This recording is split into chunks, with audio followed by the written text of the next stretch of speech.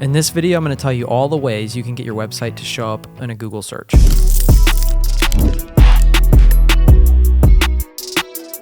A Google search is huge because it's usually the first thing people looking for a product or service will do.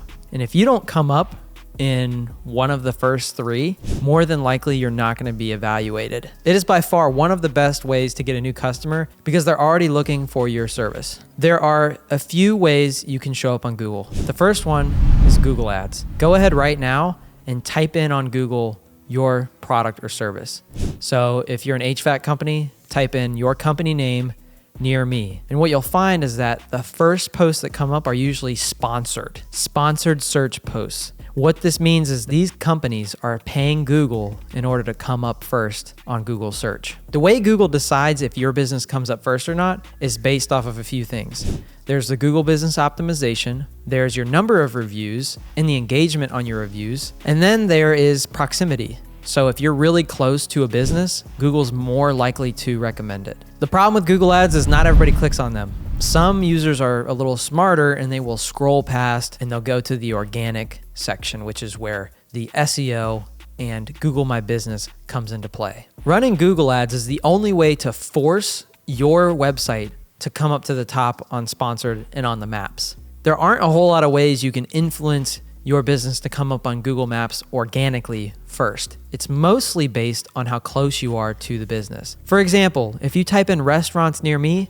you're more than likely going to see restaurants within a half-mile radius before you see the ones that are 5 miles away. The only way to really influence you coming up on the maps more is to either run ads or be closer to your customers in the business profile. And now my dog left and I'm very sad. So we talked about ads, we talked about the maps. Now let's talk about the organic search. These are the listings that come up after the maps and after the ads. But these are the websites that for many businesses, customers scroll to first. If you're a click-to-call company, some users may go to the maps, but many of them go to search. The most important factor for getting your website to come up organically on a Google search is to build it on a good platform. Websites built on a solid platform like WordPress, for example, are going to perform 10 times better than platforms like GoDaddy or Wix. The development platform you choose to have your website live on is the biggest indicator to Google that you have a solid website. It doesn't matter how much you try and optimize a GoDaddy or Wix website, it will never outperform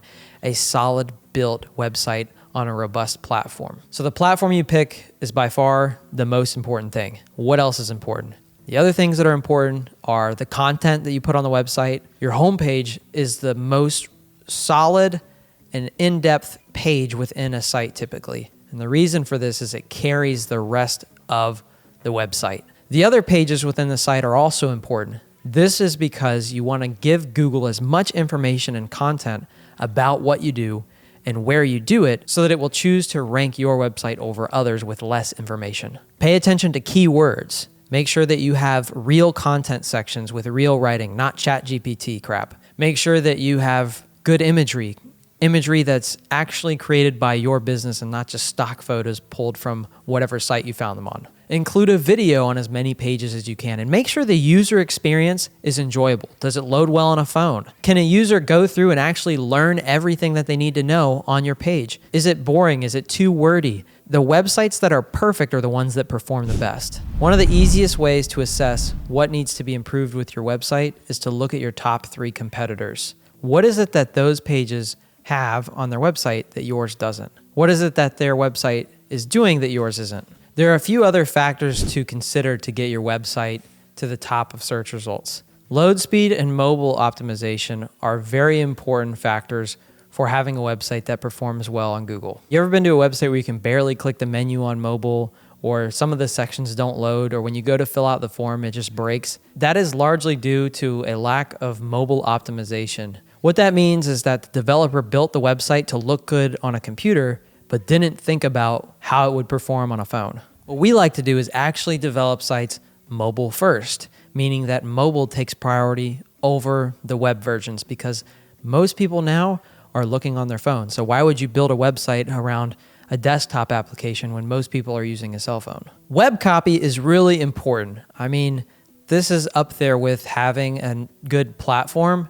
If you have really bad web copy, Google bots scan that and can just tell that it's not related to what the user's looking for. And people typically bounce off of websites when what they're reading is garbage. So make sure what you're reading really communicates value. Image optimization is an easy way to increase your load speed. So make sure that your images are compressed and are in a file type like WebP so that they load fast and don't slow down your website. And finally, you can build authority through things like backlinks, blogs, and content that points to your website. So getting featured by a local news station and having them link to your website can be really beneficial if that news station has a high domain authority website. Getting an influencer to post a blog and link to your website for one of your products or services, that can be really beneficial for building your domain authority. The more high authority websites that link to yours and the more content that points to your website from social, from other websites, from blogs, the better. Google Ads, Google Search, and Google My Business are the 3 ways that you can get customers from a Google search. Each of them are competitive in their own way, and what I like to recommend is a balance of all 3. So make sure that you're running ads for search and running ads for the maps as well. Make sure that you're doing SEO so that you come up number 1 organically on Google. The nice thing about coming up organically on Google is once you own spot 1, 2, or 3, you don't really have to put a whole lot of money into maintaining that status. So once you're number 1 on Google, you may be able to hold that for 5 to 10 years as long as you're keeping up with the SEO. Imagine how many customers you could get if you were number 1 on Google for 5 years and how dramatically that could impact your business. Google Ads are best suited for when you want to control the volume. So let's say you have a slow period in the winter. That's a great time to increase Google ad spend. With your Google business, just make sure you're uploading consistent images and that it's optimized for everything that you do. So if you're a plumber but also do HVAC, make sure your Google business lists you as a plumbing and HVAC company. If you have multiple locations, make sure you have a Google business at each location. That way that you are closer in proximity to more people with both of those locations. If you found this video helpful, like and subscribe for more marketing videos.